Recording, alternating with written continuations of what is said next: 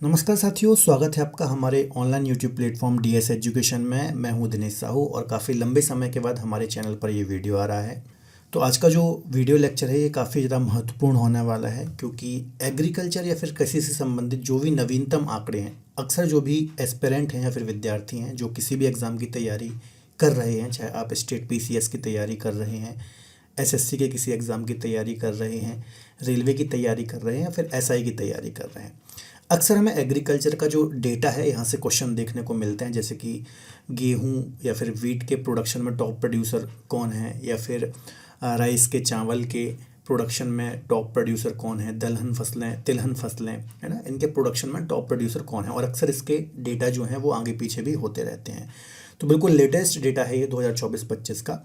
तो ये हम यहाँ पर डिस्कस करेंगे और डेफिनेटली आपका कोई भी एग्ज़ाम हो, आप किसी भी एग्ज़ाम की तैयारी कर रहे हैं, आपको यहाँ से एग्ज़ाम में क्वेश्चन देखने को मिलेगा। तो चलिए सीधे हम टॉपिक को स्टार्ट करते हैं। ठीक है, तो देखिए सबसे पहले हम बात कर लेते हैं कुल खाद्यान्न फसलों की है, फिर कुल खाद्य अनाजों की है ना। तो हमेशा से जो टोटल खाद्यान्न या फिर कुल खाद्यान्न या फिर टोटल फूड ग्रेन जो है ना, इसमें हमेशा से उत्तर प्रदेश या फिर यूपी प्रथम नंबर पर ही रहा है और अभी भी उत्तर प्रदेश इसमें प्रथम नंबर पर है। सेकंड पर मध्य प्रदेश और थर्ड पर पंजाब राज्य इसके अंतर्गत आता है। ठीक है, तो ये आपको याद रखना है, काफ़ी महत्वपूर्ण है। आगे हम बात कर लेते हैं टोटल पल्सिस क्रॉप्स की या फिर कुल दलहनी फसलों को, है ना। इनको हम लेग्यूम भी बोलते हैं, लेग्यूम कुल की फसलें भी बोलते हैं। ठीक है, ये कुल का नाम है लेग्यूम, आपको याद रखना है। यहाँ से ऐसा भी क्वेश्चन एग्जाम में आ सकता है कि जो दलहनी फसलें होती हैं इनका कुल कौन सा होता है, तो लेग्यूम कुल की ये फसलें होती हैं। तो यहाँ पर हमेशा से मध्य प्रदेश ही अक्सर यहाँ पर टॉप पर रहता है। अभी भी मध्य प्रदेश प्रथम नंबर पर है, सेकंड यहाँ पर महाराष्ट्र है और थर्ड नंबर पर यहाँ पर राजस्थान राज्य आता है। ठीक है, काफ़ी महत्वपूर्ण है। अगली जो फसल है वो है तिलहन या फिर जिसको हम ऑयल सीड्स भी बोलते हैं। ठीक है, तो कुल तिलहन के प्रोडक्शन में या फिर उत्पादन में राजस्थान राज्य प्रथम नंबर पर है। याद रखना है, यहाँ पर मध्य प्रदेश भी कई बार प्रथम नंबर पर होता है, लेकिन वर्तमान में आप देखेंगे तो राजस्थान प्रथम या फिर फर्स्ट पोजीशन पर है, सेकंड पर मध्य प्रदेश और थर्ड नंबर पर गुजरात राज्य आता है।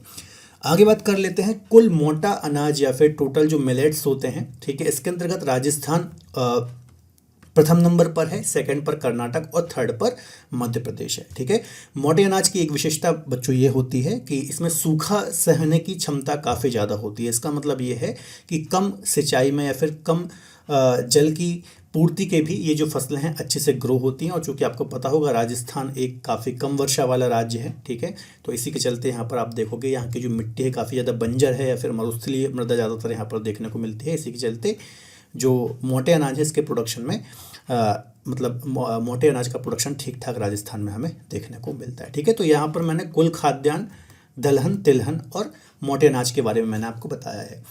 अब एक एक करके जो अन्य फसलें हैं उनको भी हम यहाँ पर डिस्कस कर लेते हैं।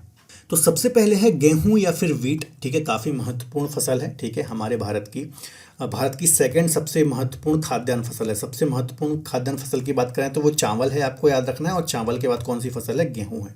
तो यहाँ पर उत्तर प्रदेश पहले नंबर पर है, सेकंड पर मध्य प्रदेश है और थर्ड पर पंजाब है। इसके अलावा पंजाब के बारे में एक और तथ्य याद रखना है कि ये पर हेक्टेयर के हिसाब से है ना, पर हेक्टेयर के हिसाब से भी ये टॉप पर आता है। ठीक है, मतलब कम क्षेत्रफल पर ये ज़्यादा उत्पादकता वाला राज्य है, पंजाब हो गया, हरियाणा हो गया।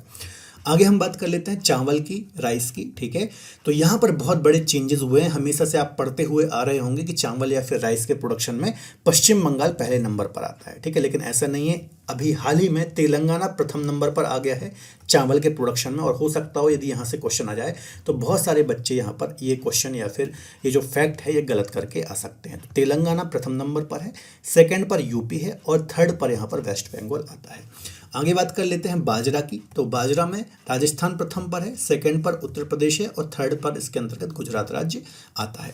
ठीक है, बाजरा जो है ये भी एक मोटे अनाज के अंतर्गत ही आने वाली फसल है।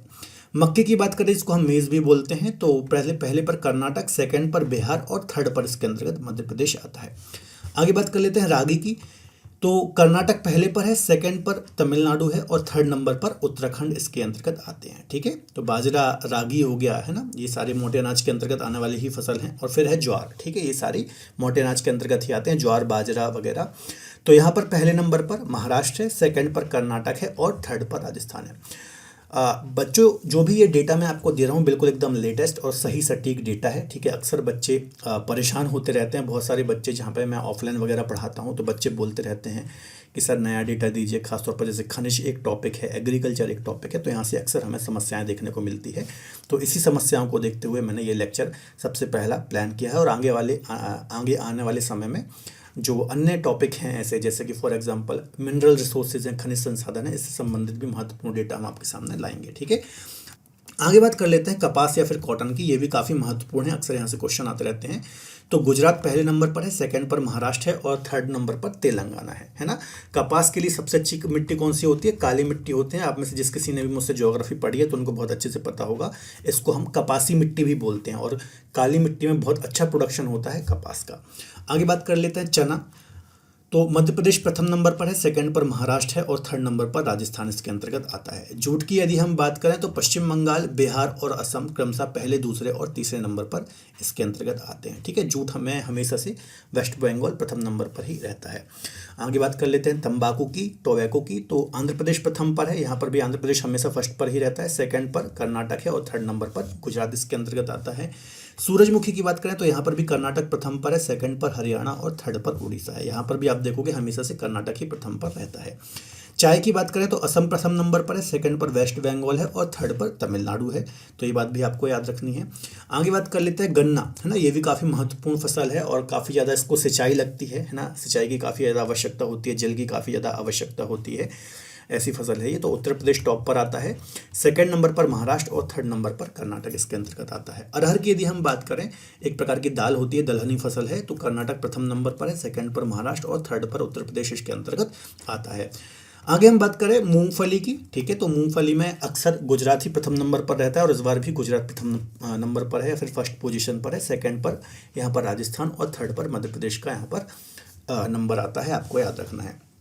कॉफ़ी की बात करें तो हमेशा से कर्नाटक ही फर्स्ट पोजीशन में रहता है कॉफ़ी के प्रोडक्शन में और इस बार भी जो कर्नाटक राज्य है ये फर्स्ट पोजीशन में है। सेकंड नंबर पर केरल इसके अंतर्गत आता है और थर्ड पर तमिलनाडु है, ठीक है। तो ये भी काफ़ी महत्वपूर्ण है, अक्सर यहाँ से क्वेश्चन एग्जाम में आता है, लेकिन चूंकि हमेशा कर्नाटक ही प्रथम पर रहता है तो ज़्यादा टेंशन लेने की आवश्यकता नहीं है।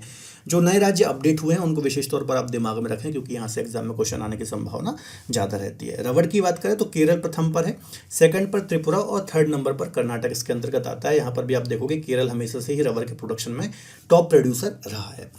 आगे बात कर लेते हैं सोयाबीन की, है ना। तो सोयाबीन में आप यदि देखोगे तो हमेशा से मध्य प्रदेश इसमें टॉप पर रहा है, लेकिन पिछले साल की यदि हम बात करें तो महाराष्ट्र टॉप पर आ गया था और इस बार फिर से मध्य प्रदेश ही टॉप पर आ गया है। आपको पता होगा कि जो मध्य प्रदेश राज्य है इसको हम सोया स्टेट भी बोलते हैं ना। सोया स्टेट मतलब सोयाबीन का प्रोडक्शन चूंकि सबसे ज़्यादा यहाँ पर होता है, इसी के चलते इसको सोया स्टेट भी बोला जाता है। तो अगेन मध्य प्रदेश टॉप पर आ गया है, टॉप प्रोड्यूसिंग स्टेट में आ गया है। सेकंड नंबर पर महाराष्ट्र और थर्ड पर इसके अंतर्गत राजस्थान आ जाता है, ठीक है। आगे बात कर लेते हैं सरसों की। तो सरसों में राजस्थान प्रथम पर है, सेकंड पर उत्तर प्रदेश और थर्ड नंबर पर मध्य प्रदेश राज्य हमें देखने को मिलता है, ठीक है।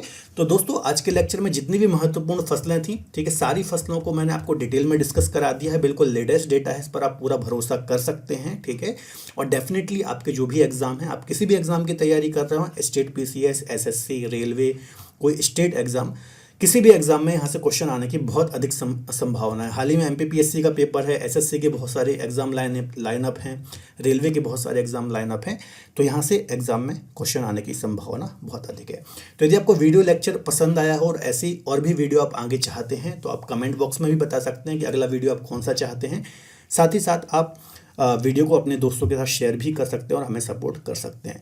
मिलेंगे अगले बेहतर लेक्चर में, तब तक अपना ख्याल रखिए और पढ़ते रहिए। बाय बाय, टेक केयर, जय हिंद।